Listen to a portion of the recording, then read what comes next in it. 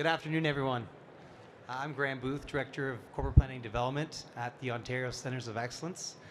Today, I'd like to welcome you to the Innovation Partners Theatre and to Discovery in general. So it's my pleasure to introduce you to several of our partners engaged in the innovation space here in Ontario. Each speaker represents either a department or agency of the provincial or federal government, or has received funding through the government. Together, they offer innovators and entrepreneurs a variety of programs, opportunities, and advice to help them develop their research and their businesses. So up first, it's my pleasure to introduce you to Jeff Dakar. He's a program coordinator at the Northern Ontario Heritage Fund Corporation, or otherwise known as NOHFC. The Northern Ontario Heritage Fund Corporation's mandate is to promote and stimulate economic development initiatives in Northern Ontario by providing financial assistance to the projects that stabilize, diversify, and foster the economic growth and diversification of the region. If you have any questions, there'll be a question period after Jeff goes. So please give a warm welcome to Jeff Dakar.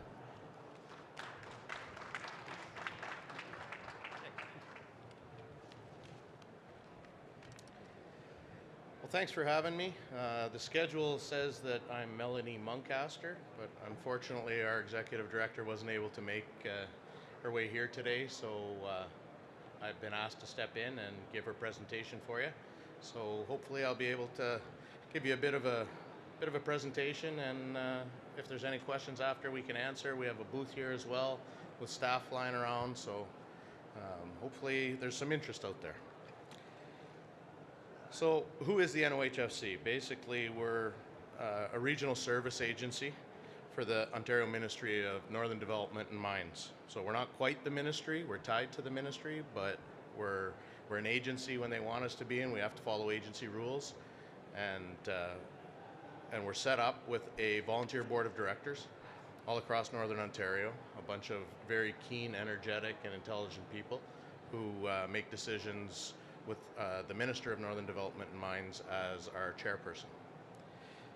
We create jobs, we leverage investment in Northern Ontario, and our annual budget right now is $100 million, which is broken up over a number of different programs that we offer.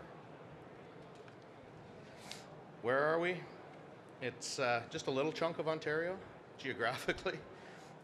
You can see the dark area on the presentation. It's basically, if you're coming from Southern Ontario, it's the provincial districts of Parry Sound and Nipissing. So anywhere north of there, we got you covered.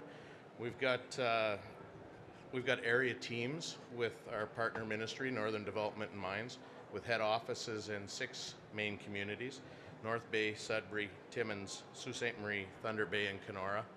Those area teams also have staff in the outlying areas to make sure that all communities are covered by a representative one way or another. So our mission, partner with communities, not-for-profit businesses, and entrepreneurs across Northern Ontario to create jobs and strengthen the economy. Our vision is to be catalysts for key strategic investment and development and diversification in Northern Ontario. Some of our strategic priorities are in no particular order, but we figured since we were at Discovery, we'd start with innovation, research, development, and commercialization. So we focus on innovation and R&D that leads to the potential commercialization of ideas, products, and services in emerging sectors that we have assigned and that I'll talk about a little bit later. To build a foundation for an entrepreneurial economy. Also, we have one of our priorities is creativity, productivity, and entrepreneurial development. And partnerships and collaborations are really important to us because our funding programs don't exist without some of our partners who you'll probably be hearing from some today.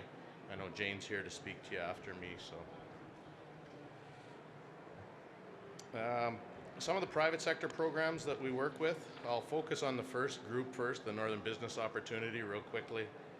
We have a business expansion program, a small business startup program, and a new investment projects program.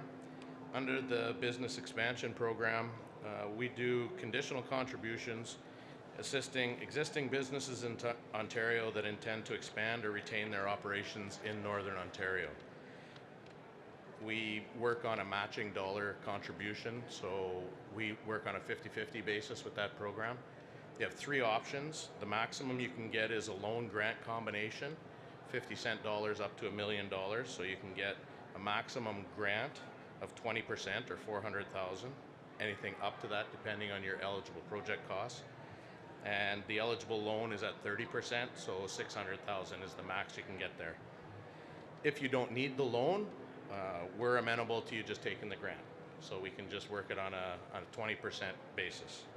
Under the small business startup, we're looking at a maximum of $200,000, 50-cent dollars again, for small assisting businesses in Northern Ontario that intend to start operations in the emerging priority sectors that we have.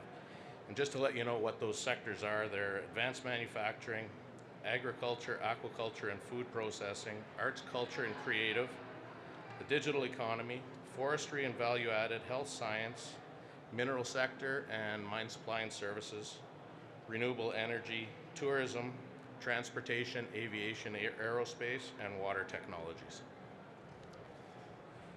Under the new investment program, it's kind of a different program. It's to attract investors to Northern Ontario that don't have a presence in Ontario at all. So if we have a company that exists outside of Ontario looking to set up in Northern Ontario, we'll help with you. We don't have criteria on funding for that one.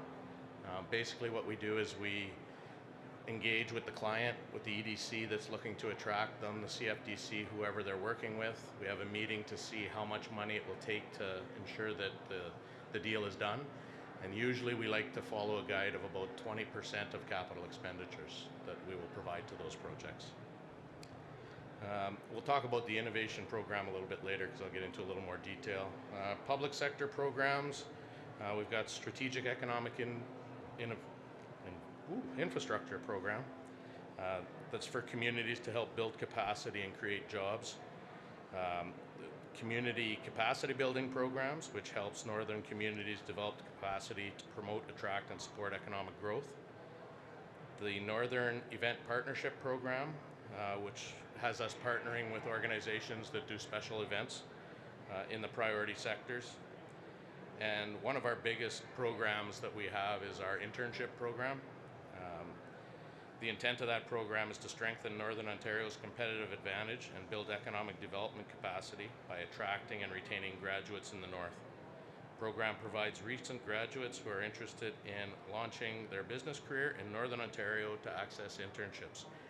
Now, it's not the interns that apply for this funding, it's the companies who will be hosting the interns. So under the private sector, we'll offer 50% of eligible project costs, and our eligible project costs are wages and mandatory employment-related costs to a maximum of $31,500. And for the public sector, it's the same maximum, $31,500, but we'll consider it at 90-cent dollars. So for the innovation cycle, the way we've kind of set up our innovation program is that a client will first come to us with an opportunity assessment program, which is the Discover piece you see there.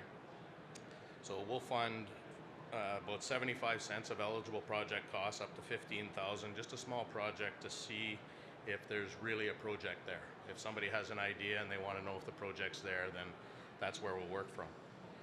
So we do that, then we move on to the Applied Research and Technology program, which is the development and the testing and building a prototype. And we'll provide there $250,000 as a conditional contribution or a grant to assist Northern Ontario businesses in undertaking their applied research and help them get to commercialization.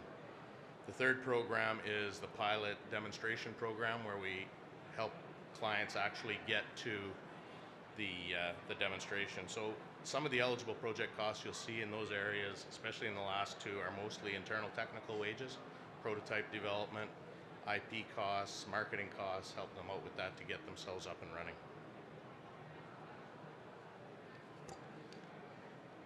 That last program, the pilot demonstration, we will do 50-cent dollars up to $500,000. So that's that's where we cap it off. One of our big things is promoting our success stories. So this is one of our clients, Andrew Ebel from Flowsonics in Sudbury. He's developed a non-invasive sensor that helps physicians, nurses, and paramedics improve the care of critically ill patients. Their flagship project, the Flow Patch, is a single-use ultrasound band-aid that provides real-time data on the changes of blood flow. First of its kind, and we like to think that since he set up operation in 2015 and really didn't take very many steps forward until 2017, once he came to us for some funding, that we've had a little bit to do with some of his success, and he kind of agrees. Another success story is Metricade in North Bay. As you can see, and if you see our booth across from the Sudbury booth, we've got this new wide open to possibilities theme. That's our new marketing theme, so you'll see a lot of the pictures that we've got for our success stories with people showing that Northern Ontario is wide open for development. So that's why you see the pictures all kind of looking the same. So they've developed an analytic to build highly customizable physician scheduling to reduce wait times. So it's been a real successful project in emergency rooms and in the healthcare setting in Northern Ontario. So it's been a real good project. One of the this is the one for Metricade. Under our new business opportunities program, we just wanted to highlight this one just to show you how things are a little bit different. We funded a young entrepreneur who actually, this is his father, who just loves the camera, as you can see. But his son went over to France and learned how to make cheese. Came back to his hometown in Kapuskasing, Ontario, and started a cheese manufacturing facility. So it's been extremely successful. He came to us, we helped him fund under the startup, and now he's come back to us under the business expansion because he needed more equipment, the demand was there, he needed to build, and he hired more people. The real nice thing about this project is that we've seen some other opportunities pop up where his demand for goat milk has increased. So a lot of people that he knows in his area where goat farming and dairy farming hasn't been real key, that now that's starting up, and we're getting applications to help with those types of startups. So this is our contact information, our website, everything. Like I said, we've got a booth just a couple rows over up at the end. Stop by and see us. Running a little bit over, I guess, into the questions, but if there's any questions, I'd be happy to take them.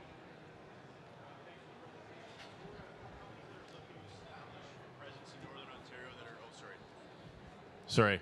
For companies that aren't currently in Northern Ontario and they're looking to establish a presence in the north to access some of the NOHFC funding, what is the eligibility criteria for them? Like, do they have to be there for a certain period before they can tap into those funds? What does that look like? We've got a number of businesses that move up to us for a number of reasons, because of the available labor, partnerships with post-secondary institutions and whatnot. We will consider your application if you're coming. We'll look for a real dedication that you're actually coming, obviously. So an agreement, a lease agreement for a space, something like that, but we can do that through due diligence.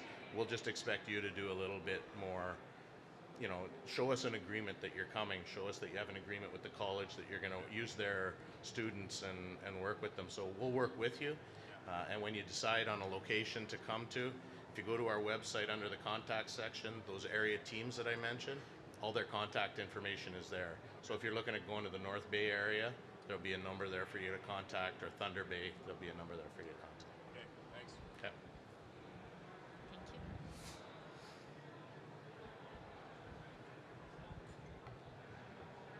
Good. All right, thanks. I'd like to welcome Jane Carhey. She's the Manager of Strategic Initiatives for the Federal Economic Development Initiative for Northern Ontario, also known as FedNor. Jane's role is to manage a diversified portfolio in support of economic development, business growth, and innovation in Northern Ontario. If you have any questions, there'll be a question period after our presentations with a mic going around so that everyone else can hear the question. So please give me a warm welcome to Jane. Thank you.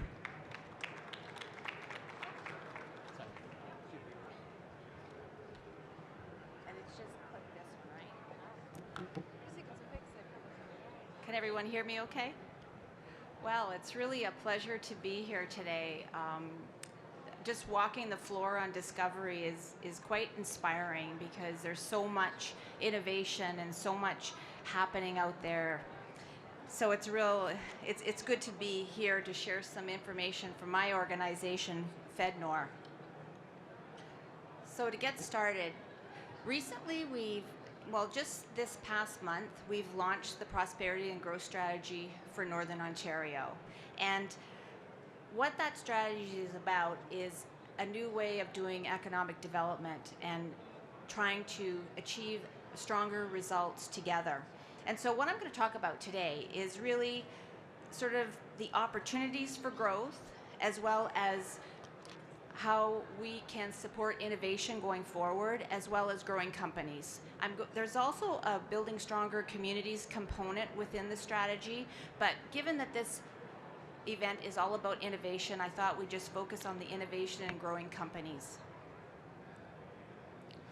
The good news is innovation is a priority for the federal government.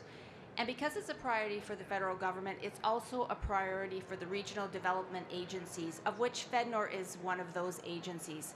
And we work in Northern Ontario to help grow the economy. And innovation is one of the key drivers of growth, key drivers of prosperity.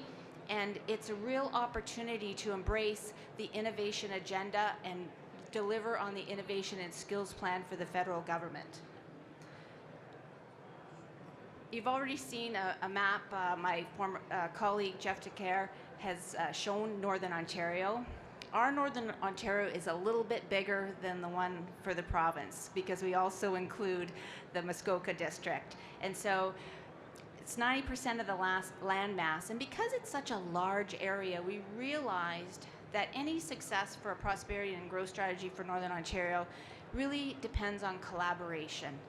We need to have all players, whether the federal government, the provincial government, municipalities, all the organizations in our innovation ecosystem collaborating for positive change, to do things differently, because that's what really innovation is all about. And we have to look at when we're developing such a strategy, and through its development, it was also informed by significant engagement with stakeholders, a lot of consultation and getting feedback. And so you start to identify opportunities for growth. And so these opportunities are really the strengths of our economy, and we have to build on those. You know, you just can't start from scratch all the time. You have to know what your assets are and build on those and grow those assets. So we know in Northern Ontario we have a strong mining and forestry, steel, agricultural sectors, etc. And a lot of them are transitioning from a knowledge-based to an innovation-focused mentality. We also know that through advanced technologies and through adopting advanced technologies, we can improve our productivity, generate revenues, increase our exports, and be successful. And in Northern Ontario, we also have a very strong innovation ecosystem. It's developing, but it's strong. We have a lot of intelligent, diverse, committed individuals in Northern Ontario and organizations that help us succeed and prosper. And there's also opportunities for innovation clusters. We know that we have the mining cluster in the Sudbury area and up into the Timmins region. We also know that we have emerging clusters in ICT, for example, in Sault Ste. Marie, leveraging the Ontario Lottery and Gaming Corporation, as well as the biosciences up in Thunder Bay.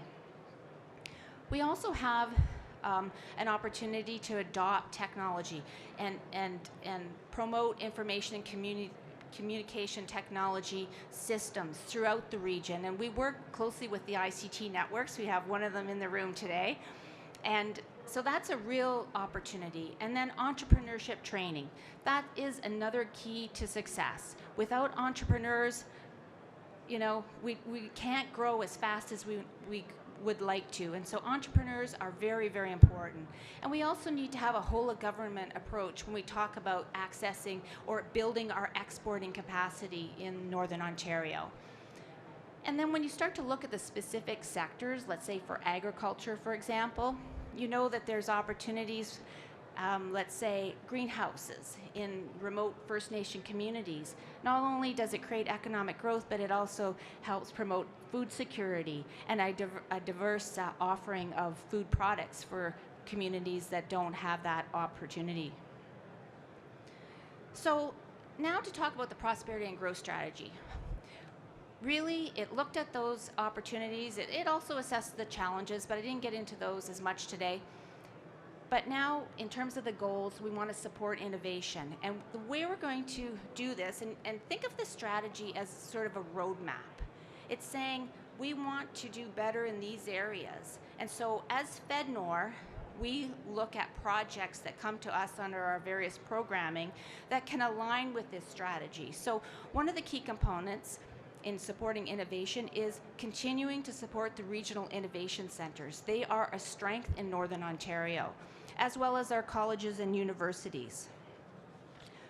We also know that expanding access to capital opportunities is important because I went and participated in the ScaleUp session over in the Discovery Center, and the young entrepreneurs, the young businesses, their biggest challenge was getting seed funding at the beginning and then continuing to get funding to continue to grow.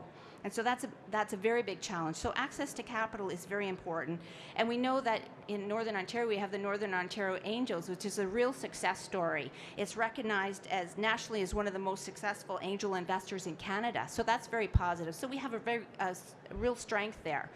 And then also, we also want to look at incubators, accelerators, innovation hubs, because when you bring people together, and we heard this today in the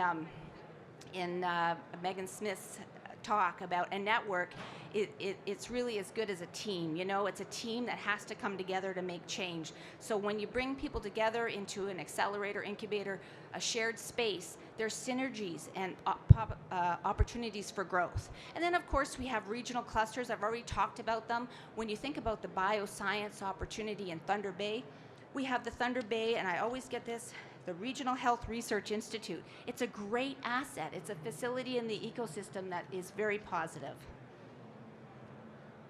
And then when we want to talk about growing companies, we know tech adoption is key. And currently through FedNor, we support the broadband and e-marketing. And we work with the ICT networks and the innovation centers where they make small amounts of funding available to SMEs to help them adopt technology. I mean, it's clear that without adopting technology, we will not be successful. It's from simple things like upgrading your website to taking advantage of social media to the bigger things like adopting equipment. And as well, we need to have better broadband, better connectivity. And the only way we can do that is by working together. And that's the one key thing about this prosperity and growth strategy.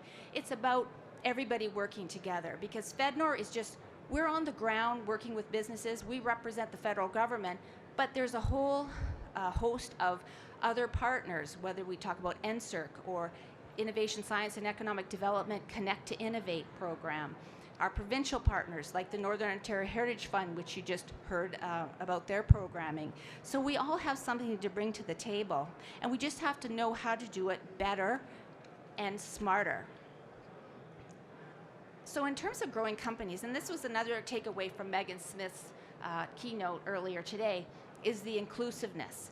Innovation should be about inclusiveness. So there's opportunities to support Indigenous business growth under this strategy. So we'll be looking for projects that can come forward to help grow that sector. For example, Indigenous Tourism Ontario is a great opportunity to identify good tourism products and create a tourism offering for and create economic growth. Women entrepreneurship in Northern Ontario, we're very fortunate to have PARO.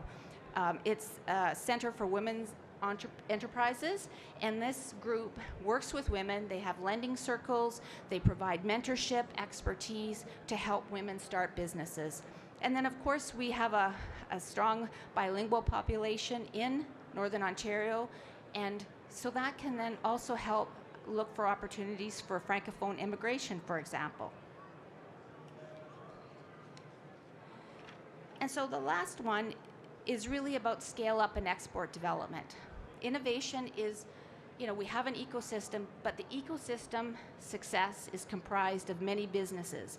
And we've heard so much today about, the challenges and the barriers for companies to grow. So one of the ways to sort of go, take on the challenge and eliminate those barriers is by working together, right? And so we got to enhance the existing supports to SMEs. So for FedNor, for example, we have the Targeted Manufacturing Initiative for Northern Ontario. We want to continue to offer that so that companies can come to our organization, access funding to purchase equipment that'll help them improve their productivity. We also want to work with Export Development Canada, Global Affairs Canada to look at export opportunities. And then, of course, we also want to leverage some of the existing events FedNor supports, the Prospectors Developers Association of Canada, the big mining show, the Royal Winter Fair. These companies already show promise, and we want to work more closely with them to help them be successful. And then finally, program access. When you're an SME looking at government or a stakeholder looking at government, sometimes it becomes very, overwhelming. And so how do we make that easier? So Innovation Canada now has a portal where companies can access and find the right program. There's also the Clean Tech Hub, which is a one-stop shop to help get support for your clean tech challenges or some of your ideas. And so FedNor is part of that solution as well. We're there to help companies and stakeholders pathfind to the right program. We may not have the program that you need, but we'll find somebody else that has it. So the bottom line is the prosperity and growth strategy is really, it's a path. It's a path forward. It's about innovation. It's about growing companies, and it's about scale up. And so 3 things to leave with. 1, innovation is everything. We need to do things differently. We need to be smarter. We need to believe in ourselves. So the second is that this prosperity and growth strategy means that we would like to have projects that have significant outcomes that align with this strategy. That's where we want to go. And thirdly, this prosperity and growth strategy is not just about FedNor. It's about the federal government and its support for growing Northern Ontario's economy and working together and collaborating for mutual benefit to all stakeholders in the North. So thank you so much for your time and that I was able to share the strategy with you. If there's any question, I'd be pleased to answer them. Thank you.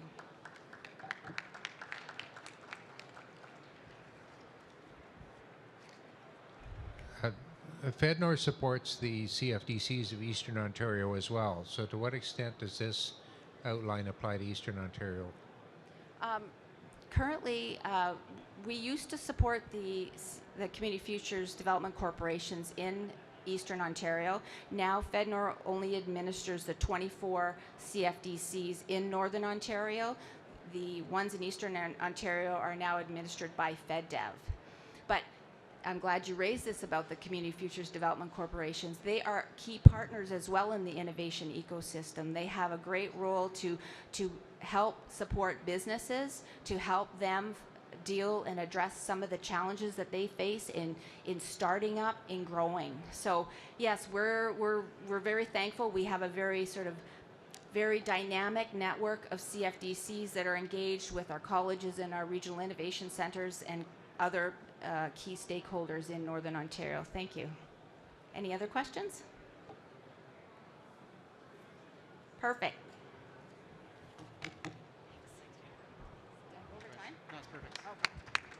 Thank you, Jane. Give a warm applause for her, please. Yeah, I definitely would welcome anyone to, if they have opportunities they want to discuss about FedNor. Jane would be a great person to connect with.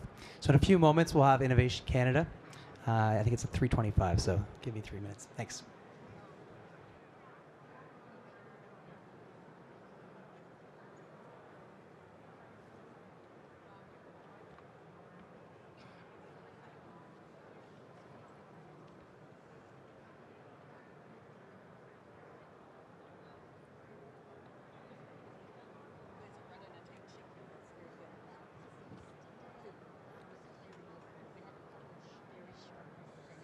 Okay.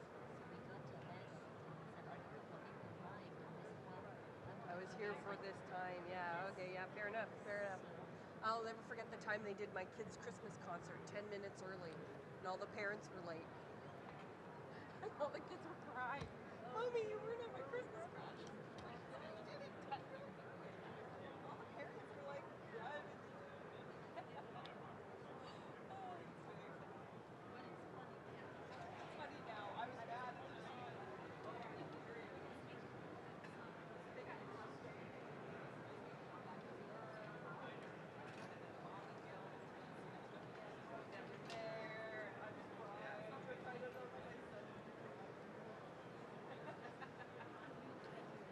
All right, we'll not let anyone down that wanted to.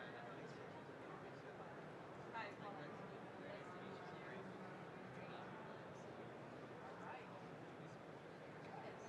Very fun. Very well organized.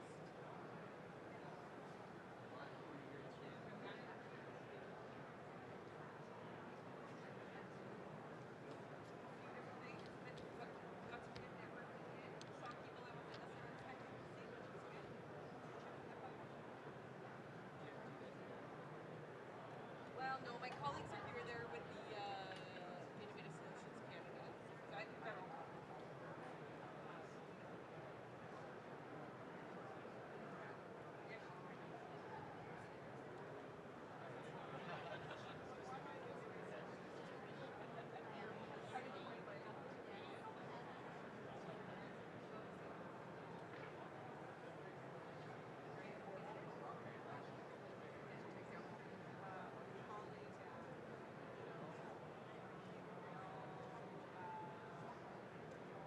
She's talking to her.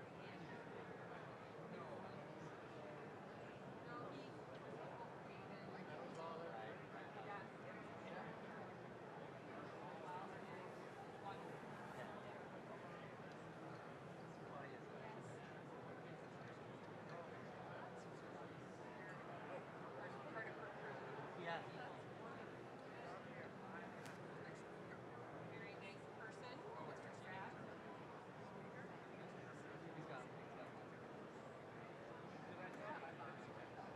We'll happily come every year.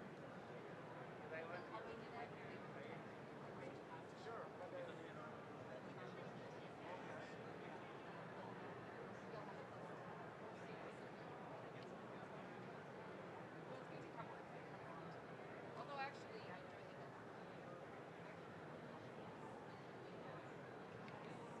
I'm quite extroverted.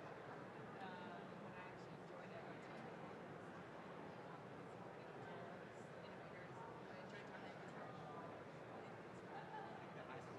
Well, even just the young friends where I can't introduce everything. I don't even get unsure. So amazing. We're just friends. Who are you? I would never.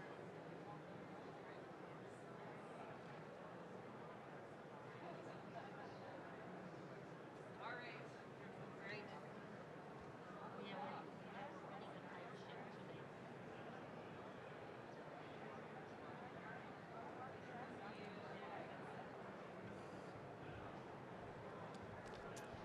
So good afternoon, everyone. I'm Graham Booth. I'm the Director of Corporate Planning and Development at OCE. And for you who are just arriving, I would like to welcome you to the Innovation Partners Theater. So up next, we've got Colette Kaminsky. Colette is the Director General of the Strategic Innovation Fund with Innovation Science and Economic Development Canada. The ministry works across the country in all areas of the economy to improve conditions for investment, enhance Canada's innovative performance, and increase Canada's share of global trade, as well as build a competitive marketplace. If you have any questions after this presentation, please feel free to grab a mic and ask Colette some questions. So please give me a warm welcome, or give Colette a warm welcome, as she's going to give a presentation. Thank you very much. Thanks very much. I'm going to start out with a little video. I'm here for the Strategic Innovation Fund, but also Innovation Canada as a whole. So we'll start out with that. Can't see it. Oh, This is where it begins. With an idea that could change the world. Bringing that idea to life means long days and longer nights. Because innovation isn't about quick wins.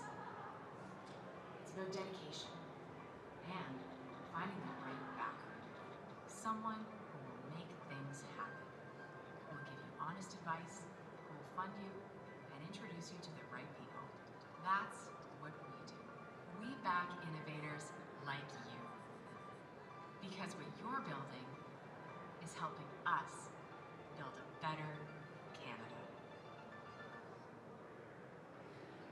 So I'm thrilled to be here as part of Innovation Canada. So, you may not believe it, but we've been innovating inside the government as well. And we're really excited about some of the recent developments we've had in the last 2 federal budgets around innovation. So in 2017, Innovation Canada was an idea. It was on a piece of paper that said we're gonna create a one-stop shop for innovators in Canada, and we're gonna make it a reality. And in something like 9-10 months, we've gone from a concept on a piece of paper to a full functioning new sector of Innovation Canada, or of ISED, Innovation in the Science and Economic Development Canada, and of which the Strategic Innovation Fund is one part. So what is Innovation Canada? It's more, we call ourselves a platform.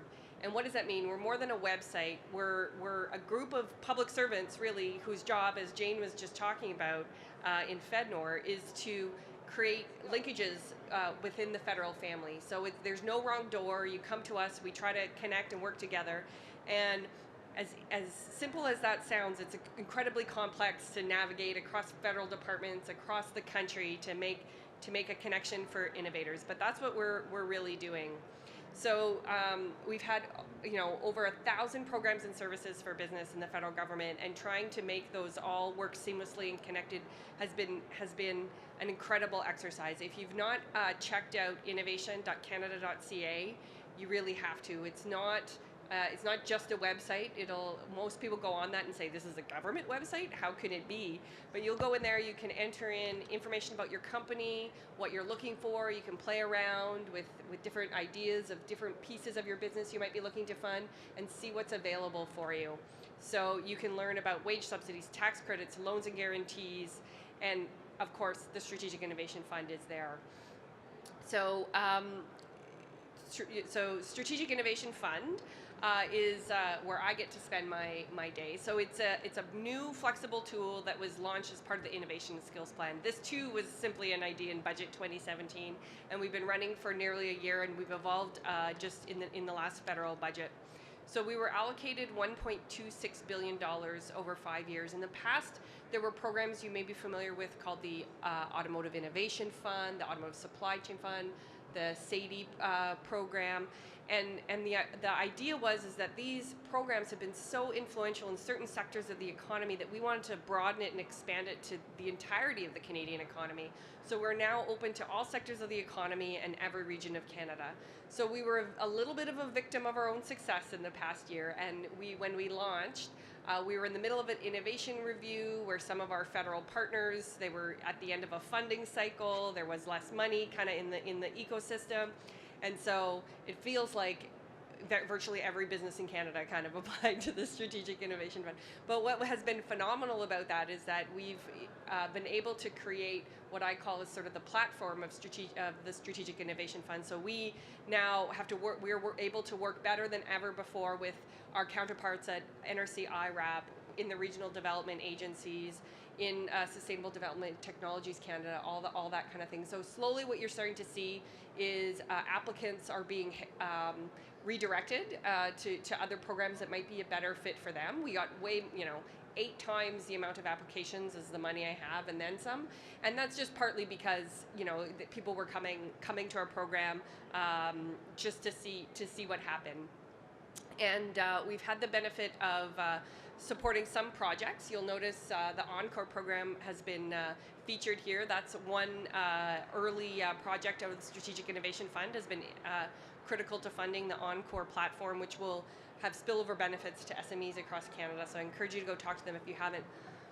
If you're thinking about the Strategic Innovation Fund, you have to first and foremost think about, can you make a strong benefit statement? And this isn't, yes, I can make an argument about my company could hit these triggers, but can you argue it in a scale and growth ways that actually could be quite transformative? So these are effectively our evaluation criteria of the Strategic Innovation Fund. You have to have strong benefits, so creating jobs that impact supply chains, growth in the Canadian economy sense.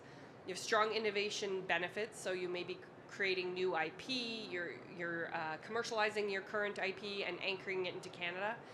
And there has to be a strong commitment to public benefits. So that might be environmental benefits, that might be health, security, impacts for families. So the projects that we look at have to have kind of high points around. There's not necessarily a strict point system, but when we read the projects, we have to say yes, great job growth, yes, innovation growth, yes, public benefits to Canada. So what we find we've been happening, so we're trying to change our communications approach here, because this is often what we communicate first, where people say, yeah, I fit into Stream 2, but then don't quite hit the marks on the public benefits. So it's not just about financing your new capital for your company or your plant. It has to have those scale benefits and growth to the Canadian economy. There are other programs there that do what I'm talking about in terms of de-risking capital, and we encourage you to look at those tools, including the innovation.canada.ca platform, to find your right program there. But when you look at you see yourself here and you see yourself in those benefits, then you might be seeing your right place. And I kind of encourage people to think of the Strategic Innovation Fund as a program you graduate into. If it's your first connection with a federal program, we might not be right for you. You should go, talk to FedNor, talk to FedDev Ontario, talk to OCE, talk to IRAP. There are programs for the earlier stage companies. Not to say we won't talk to them, but early on our program did do that. We so you have streams. People fret a little bit about the streams. Well, which stream should I apply to, Colette? So it doesn't really matter. I'm not going to kick you out because you click Stream 2 and we think you're better in Stream 1. Read it through and pick, but really spend your time thinking about those benefits, more importantly. I get lots of questions about Stream 4. Stream 4, when's it going to launch? Hasn't launched yet. It was an area that was caught up a little bit in the innovation review, but in a good way. That we were working through superclusters. There was a session about the manufacturing supercluster this morning. We spent a lot of time getting the supercluster system into a great place, and launching Streams 1, 2, and 3, other pieces of the innovation skills plan, and now we're just getting ready to look at Stream 4. So you can sign up through our webpage to get notifications about that. But what we're thinking, where that Stream 4 is heading, is going to be a little more targeted. I don't need a repeat of every company in the world with an idea of collaboration coming into the program. That doesn't really help you, that doesn't really help us. What we're going to be likely doing is launching in the coming weeks, very soon, some specific Stream 4 projects with a theme base. So stay tuned for that. It's coming, and it will. It's the follow-on to, okay, given what superclusters did, given what Streams 1, 2, and 3 did, what's the gap? So that's what we're working towards right now. So we really have seen applications from all across Canada. Some of our early announcements have not necessarily been across Canada, but they're starting to come, and I can't wait. In the coming months, there'll be more and more to talk about. But we are seeing applicants from every sector of the economy. We aren't sort of trying to check the box that every province gets so many projects and every type of sector gets so many projects. We really are looking for those highest benefits projects. However, we are seeing great applications from across the country, so we do want to share and spur innovation across Canada. But some of the projects you might have seen, we have the 5G project, the Encore project. We just announced last week a project in regenerative medicines, in stem cell technologies in British Columbia. There's been some recent satellite communications and auto manufacturing innovation here in Ontario. So it's not about funding your company, it's about funding technology and growth in Canada. And your company will be part of that, but what we want to do is understand what would a Canadian taxpayer investment in your company create in terms of benefits to Canada, to innovation, to the economy, and how can we, an investment from the Strategic Innovation Fund, create the incentives and the catalyst to make that a reality in the Canadian economic space, innovation space. So if you're going to apply for funding, think really hard about those economic, innovation, and public benefits. If it's a real stretch for you to make those arguments, that might be something to think about, whether or not SIF is really going to be for you. We encourage you to think about your need, not just your want, because we say you can technically apply for up to 50%. You'll see it's rare to not know projects are receiving 50% of the project costs. But it is technically eligible. So think about, what do you really need? And, if you're not sure on your need, you can sort of put an amount and sort of flag that for us and say, I'm working on other investors and, I think I'll be in this space. But, it's not, these projects are not meant to be government-led. They're meant to be business-led, and then the government is there as a partner to sort of help create those incremental benefits. And really, last but not least, make sure that you really have thought about what program you're applying to, because the innovationcanada.ca platform will help to ensure that you're going to the right kind of program for your size, your sector, and the kind of activities you need. I think that's the beautiful part of the Strategic Innovation Fund, is that it is a very flexible tool, so it can do a lot of different things, but we don't want to duplicate what other programs can do. So it's Budget 2018 announced a few changes to our program. The main, most important one being that we're looking at investments of over $10 million, which means that your minimum project size needs to be $20 million and likely larger. So that would imply a 50%, and remember what I said about the 50% contribution. So we're looking for projects of a fairly critical mass, even $50 to $100 million of total project size, of which the government would be in for sort of a minimum of $10 million. So if that's where you're looking, so if you think about that sort of scale of project and needing to hit those public, innovation, and economic benefits, it gives you a bit of a sense of who should come to the Strategic Innovation Fund for funding. And then if you're saying, well, that's not me, I don't know when I'll be that, I'm excited to hopefully see some of you graduate from other programs into ours. But if you do think that's not quite for you, there are many other programs for you. The Federal Innovation Review is creating a far more coherent and collaborative federal system. I'm excited to see how well all my federal counterparts are working together to make sure that we're not just, pushing companies back and forth between programs, but trying to create that warm handoff and that warm connection for you, so that you're not wasting your time in creating. There are many other tools. If you're a clean tech company, I encourage you to reach out to the Clean Growth Hub, whose full-time job is to work with clean tech companies and help them navigate the different programs, because the federal government really wants to see clean technology companies scale and grow as efficiently as possible. There's EDC, BDC, IRAP, SCTC, so there's many options, and it's a matter of really trying to figure out what's best for you. So Innovation Canada is your one kind of door to all of us, but then if whatever door you've reached out to, just like Jane was talking about in terms of the work she does with partners in the North, that's the vision of Innovation Canada as a whole as well. So thank you for your time, and happy to take any questions. And just one more slide on innovation.canada.ca if you missed it. If you check it out, you'll be really impressed, I assure you. So thank you. Wow. Hi, Colette. I'm Suzanne from Bionics. We're doing for blind people what Kuckler's done for 500,000 deaf people. And you mentioned the degenerative medicine project in BC. So should I presume that these investments will apply to long-term projects that are going to be in the market?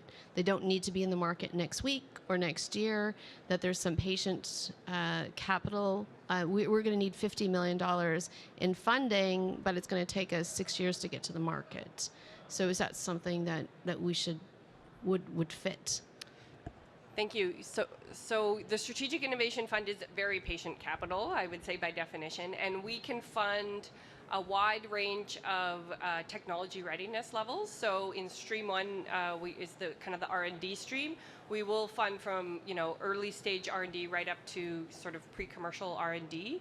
And what we want to see there is we want to move your technology readiness level from the beginning of the project to the end. So often a SIFT project will be 5 years in length, but could be less, but could be up to 5 years in length.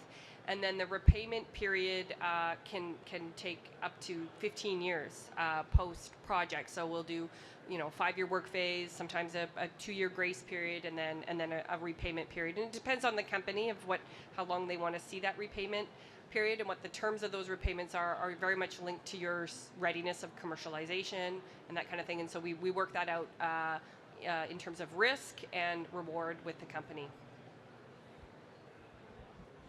Hi, Gord Harling from CMC Microsystems. I'm just wondering if there's an envelope of money available for Stream 4. Does it max out at some point? So Stream 4 hasn't launched yet. There is money available. Hasn't run out yet because we haven't even launched it yet.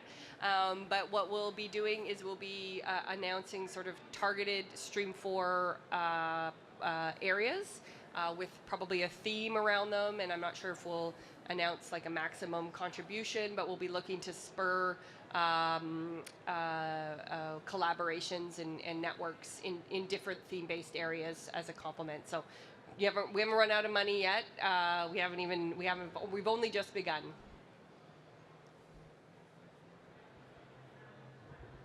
Adrian Bradford, do you have enough history yet to be able to have either some target times for how long for an application from the time of a completed application to the time of a decision? Yeah. Or do you have at least some average times that you can give us? Well, I wouldn't want to use our averages because I'm an economist and those wouldn't be the best data set that I would want to trumpet. But we have improved dramatically in terms of our response time, just in terms of the initial statement of interest. So what you do is a two-step approach. A company will input a statement of interest and just to kind of lay out their initial idea, and it took us because of the influx of virtually hundreds of applications with the launch of the program. It took us a while to go through it, and I always say to people that the time was a reflection of how seriously I've actually had the opportunity to look at myself 500 or 600 applications just in the past 7 months. So we've actually looked through every single one of them, and we're just at the point where we're handing off, we're redirecting, we're sending certain letters to say we're not going to be able to pursue, and we're inviting some into full application right now. So going forward, that first step, you should be able to hear back from us in a period of 4 to 6 weeks, looking ahead. Once you've been invited to full application, if you've been selected to that, the timing is a little bit dependent on the company and a little bit dependent on us. So it depends how quickly they can get us a full application. So in some cases, companies need 4 to 6 weeks to do that. But once we have a full application, we can complete a contribution agreement in 2 to 3 months. Depends how big the project is. If it's a very large project, it can require Treasury Board and Cabinet approval.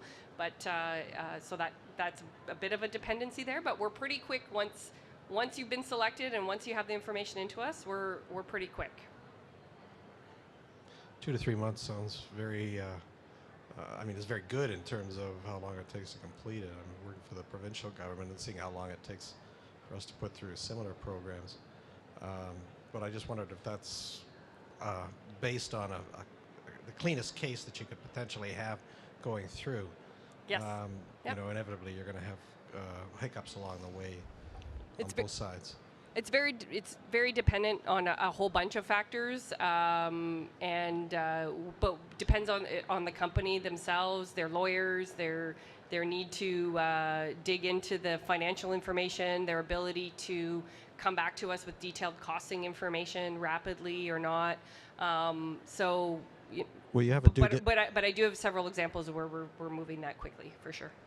Okay. Thank you. Thanks, Colette. So lots of demand, clearly. and for good reason. And I think we're all looking forward to Stream 4. So next up, we've got Mitacs.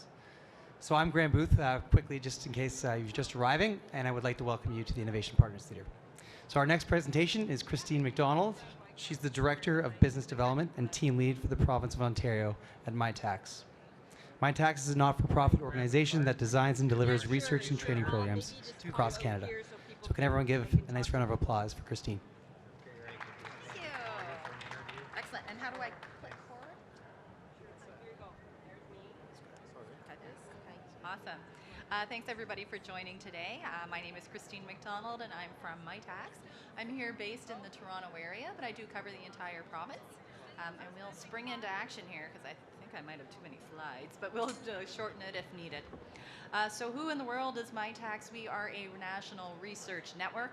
We've been around for nearly 20 years now, supporting research collaborations across the country. We're hitting the 20,000 plus mark. Historically, we have worked with 60 academic partners. Those would be the universities across Canada.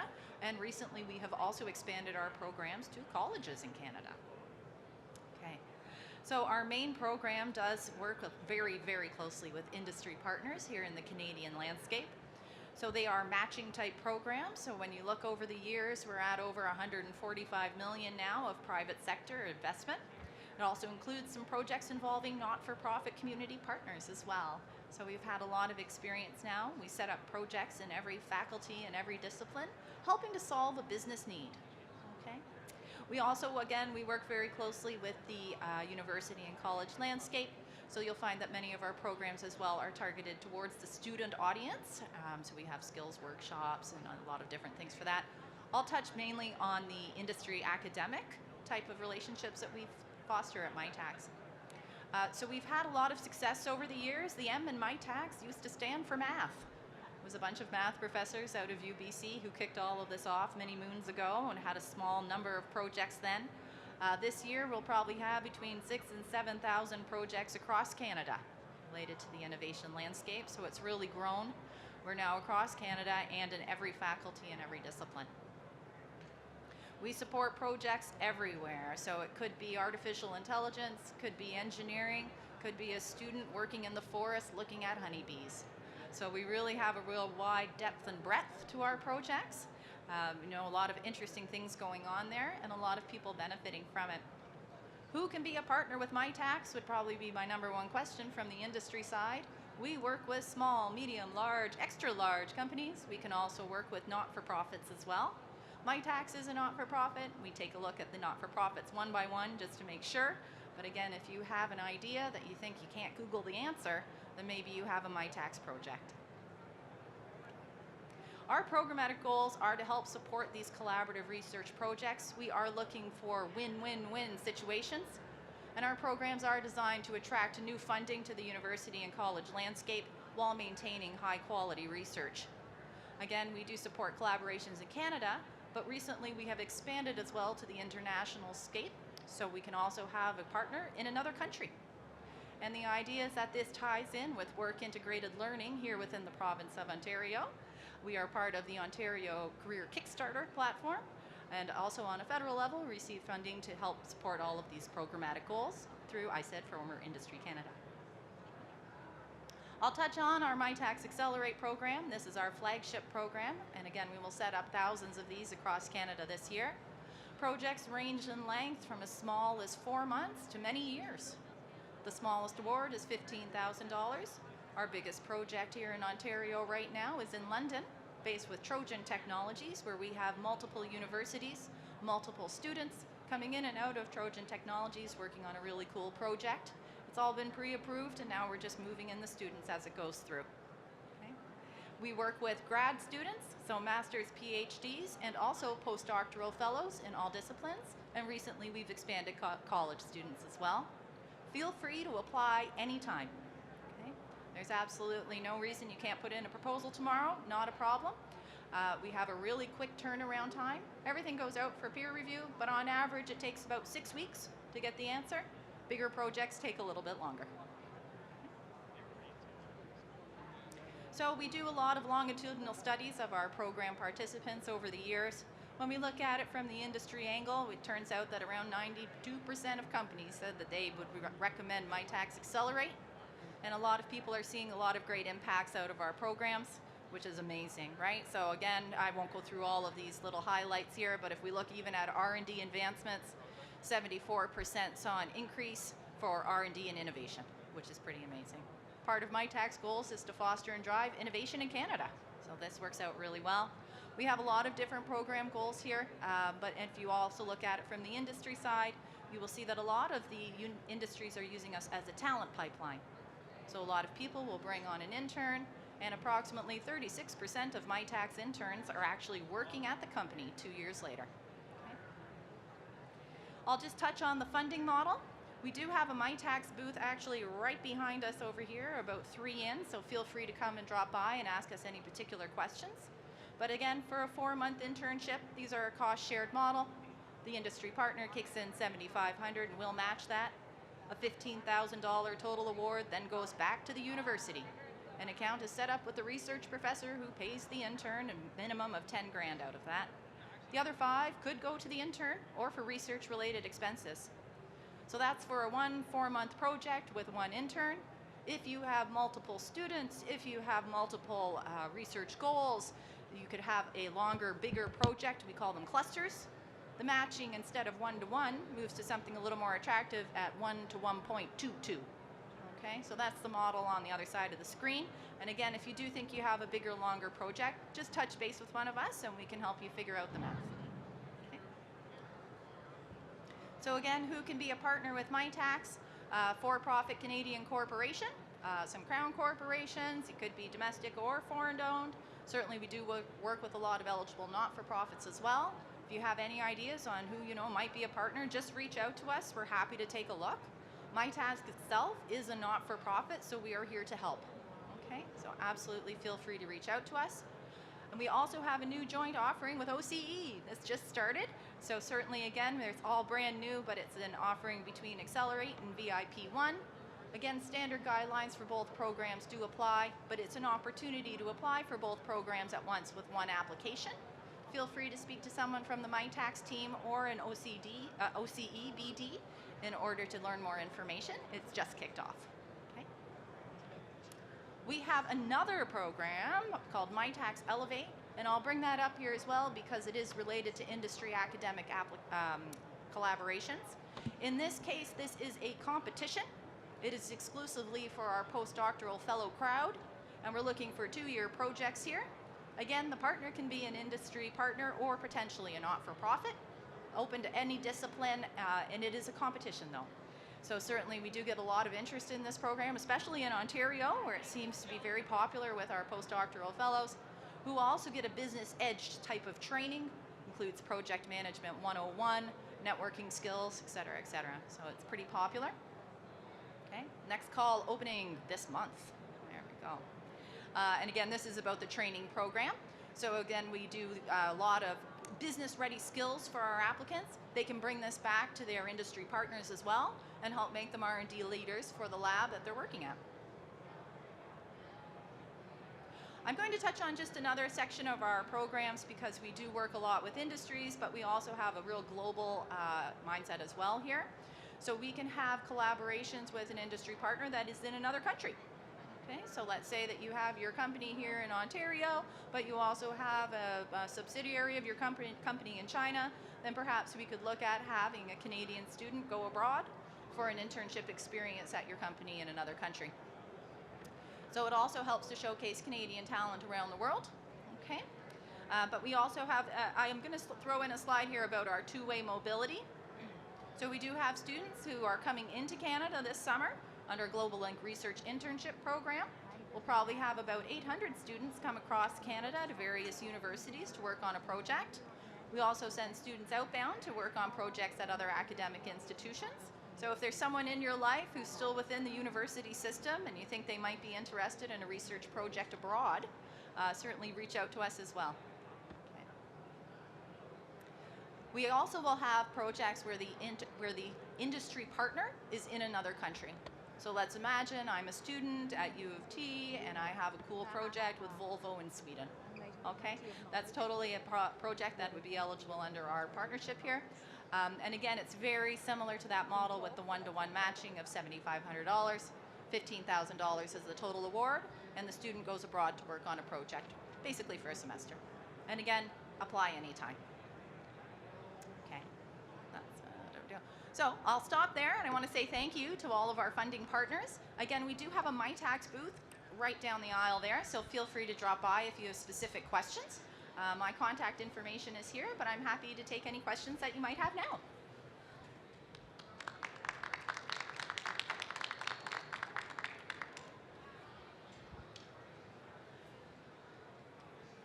We're good. Yes.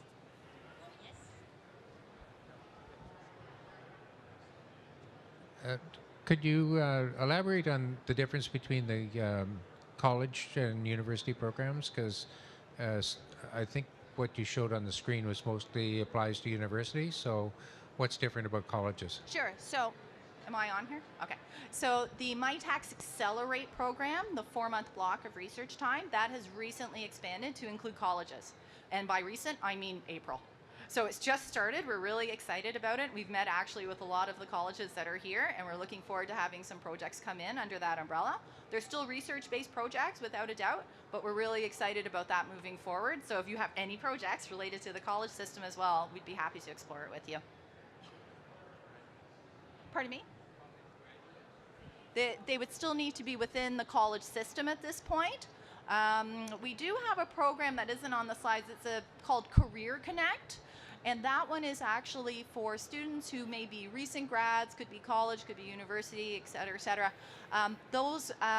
It's basically up to $12,500 that we will use as a wage subsidy for projects that are in green clean tech. And if you have something that you think might be eligible for that, just reach out to us and we can see if we can help set it up. The eligibility criteria for that is actually a little bit different. It's quite broad. So we'd be love to explore that with you.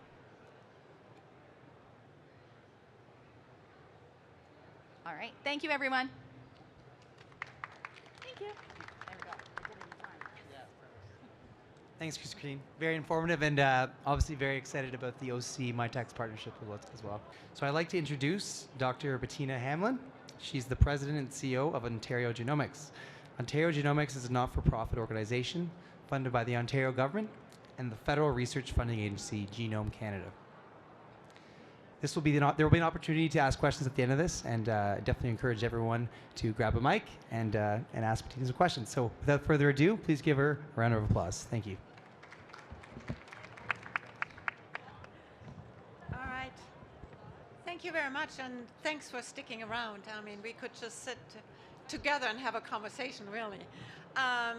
So I guess I'll just tell you a little bit about Ontario Genomics. I joined Ontario Genomics just about 8 months ago. Very exciting organization. And essentially what we do is we catalyze and we fund genomics-based research and the translation of that research. And we do this really by proactively connecting scientists and partners so that they can rally around applied research opportunities that are informed really by the partners' needs and the end users' needs. And it involves co-funding from everyone. So essentially we're creating these public-private partnerships, and it enables really everyone who participates to leverage their funding. We leverage primarily the funding from Genome Canada, and in fact we're the only entry point in Ontario for researchers to access Genome Canada funding. We also work closely with researchers to help them find paths for their research to the marketplace, and we have certain programs for that, and I'll mention some of those. We help some of our genomics-based startup companies, either with advice or with small funding. And we are really funded primarily by the Ministry of Research, Innovation and Science, and also by Genome Canada. So Ontario Genomics, we see ourselves really very much as sort of a collaboration platform. We're sort of a convener to bring like-minded people together to focus on translation and application of genomics research. So not the pure research. The pure research is really well funded by NSERC, by CIHR, other organizations. We're really focusing on this applied research and the translation of research. And I should say that when we talk about genomics, we really talk broadly about omics technologies. And we're extending this much more from, or increasingly from sort of the traditional sequencing and reading the DNA to DNA editing, writing DNA, and engineering biology. And when it comes to commercialization, we really want to leverage all the capabilities that are present in the ecosystem. We don't want to reinvent the wheel. We don't want to recreate programs. If there are programs from partner organizations we can leverage, we do so. When there are gaps, we ensure that we have programs available to fill those gaps. So just a couple of thoughts about, how do we approach this whole area of genomics applied research. And from the get-go, we really want to think about what are some of the big challenges we have and how can we help find solutions. And it's quite well known on the street, I would say, that genomics plays a major role in health. And from Ontario Genomics portfolio perspective, we have invested about $750 million in areas like personalized medicine or genomics research in the healthcare sector. So many of us are very familiar with that. What we're much less familiar with is that genomics really plays a role across what I call life sciences, which are all the areas where there are living cells, because when there are living cells, you have genes, and therefore genomics plays a role. So we are actually investing across these other areas, and there's some very exciting stuff going on, for example, in the area of mining, where you can think about, optimizing microbial populations to help with the tailings of mining sites. In the area of forestry and water, we have tools available to predict, for example, pathogens that are, devastating our forests. There's many areas in, for example, bioproducts as well, reaching into climate change. So we are interested in all of these areas, and we develop strategies across these different areas, and then apply what I call our toolbox to really enable projects to come together to help us find solutions to these big challenges we have. And in the toolbox, we have different things like we're very good at program management. The staff has expertise in a variety of different areas. Lots of PhDs in my team to really help researchers and partners think through some of these problems. We're well connected in the community, so we can help researchers find partner organizations, or we can find industries, academic partners, if they're seeking to answer a research question. We can access funds. As I said, we primarily leverage the Genome Canada funding, but sometimes a proposal is really well positioned to maybe attract funding from NSERC through their collaborative R&D programs. And since I was a VP there before, I tried to leverage those programs as well. There's a lot of money in the community. If we can leverage it all, we can achieve so much more together. So we can administer grants that are $25,000 or $15 million. And again, we're very outcomes focused. So it's not research for research purposes. It is research that is leading to a specific outcome. Just a glimpse at a team. We're a relatively small team, about 20 people, highly educated, and we're highly matrixed. So people are focusing on certain sectors, or they're focusing on certain programs. And I invite you, if you're interested, either through me at the end, you have my contact information, or on our website, to reach out to any of them if you'd like to have more information on certain programs. To talk a little bit about the programs, this is sort of how they positioned in the discovery to commercialization continuum, and you can see how they are lining up. So we have some very small programs, for example, the Spark program, when a researcher and a company are just coming together and they're really working around this idea generation, we can help them get started on some of these ideas. We have this pre-commercial business development fund where we can invest directly in companies. And then there are a series of competitions that are national competitions with Genome Canada, and programs can be as small as $50,000 or $10 to $15 million when it comes to the large-scale applied research programs. Here you sort of see two things, the timelines of some of these programs and also the scope of them. So the large-scale applied research programs are really the large competitions.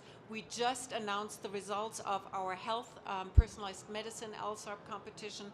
That was a $70 plus $70 million competition. Nationally, in Ontario, we funded 7 teams in these large-scale grants, so that was a really huge success. And then there's a variety of other opportunities to come in. The GAP program is an interesting program if you want to partner with companies and academics, and funding comes from both partners. So companies now have to put some skin into the game. Just to touch a little bit on the support we provide to startup companies and entrepreneurs. So we have this pre-commercial business development fund, some names of companies we supported this year. Again, these are genomics technologies. This is a competition. We have experts around the table who help us adjudicate these grants. The turnaround time is rather short compared to some of the larger federal programs. Our companies that we have supported over the past 10 years or so have really had a lot of success and able to attract follow-on funding to the tune of $250 million for the whole group of companies we have supported. And we help them, as I said, with a bunch of different funding opportunities wherever they reside. We also work with them, just giving them advice on some of their business opportunities, and we can direct them in the right direction. So I wanted to just wrap this up by announcing what is going on right now. So this year we're very much focused on agriculture. We just today actually launched our agriculture and agri-food strategy. If you go to the Ontario Genomics website, it's a live site, and you can go and see where we have found the opportunities in Ontario to really become sort of a powerhouse in those areas. And we developed this strategy in collaboration with numerous stakeholders from the agriculture and agri-food arena, academics, government, private sector, etc. And so I think you'll find this informative if agriculture is an area you're interested in. We are just about to launch the large-scale applied research program in collaboration with Genome Canada. So these are large programs that require quite a lot of preparation time, and we are there to help bring these programs together. That is being launched, but we're already preparing and working with teams to position them in that competition. We are just defining a new program. It's called the Regional Priorities Partnership Program, which we're also focusing this year on agriculture and agri-food. And so these are very much further down the innovation continuum, proof of concept studies. And that program will be launched towards the end of the year, and we have partnered with the Agricultural Adaptation Council, and we're looking for other partners, but they have come on board, and we're defining the framework for that program together. So these are about $500,000 grants that are going to be available at the end of, or launching in September. That's our goal. And GAP program is really open to any sector, but we're finding as we're working with teams in a specific area, some of the proposals are better suited for an LSARP, some are better suited for the RP3 program, others might be better suited for the GAP program. And this is just a glimpse at the Genomics for Agriculture and Agri-Food strategy that I just mentioned, and I invite you to go to our website and click on there to see all these terrific areas that have been identified. Just to give you a high-level sort of overview, there was really a lot of input from stakeholders to continue and augment funding of multidisciplinary research. And we heard, I think today, if you were at the lunch keynote address, you know, the need to bring technology and humanities and social sciences together is just huge. And that's very much what we heard. Sustainable agriculture and food, enhanced manufacturing for food and industrial bioproducts are some of the other areas that we'll focus on. And I will finish up by mentioning that we are at Ontario Genomics also sort of at the forefront of the new technologies. And what's really new and exciting is this moving from reading the DNA and the sequencing and the data analysis to writing the DNA and editing the DNA and synthetic biology. So we held the inaugural Canada Synthetic Biology Conference earlier in March, bringing together 350 people from across Canada. So these are biologists and engineers, social scientists in the area of health, climate change, agriculture, and we had a two-day symposium and workshop, and what you see on the lower right-hand side is a discussion paper that was formulated to sort of formulate our strategy or a basis for a strategy going forward. And again, I invite you to visit our website to take a peek on that if that is of interest to you. But this area that brings together biology and engineering is really going to revolutionize health, agriculture, climate change, and help us address some of the really vexing challenges we are facing as a society. And that was my last slide. Thank you very much.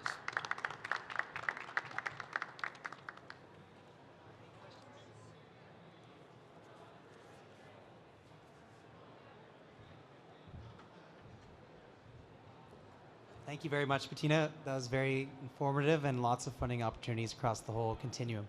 So that concludes our Innovation Partners Theater presentations. I hope everyone has enjoyed their discovery experience.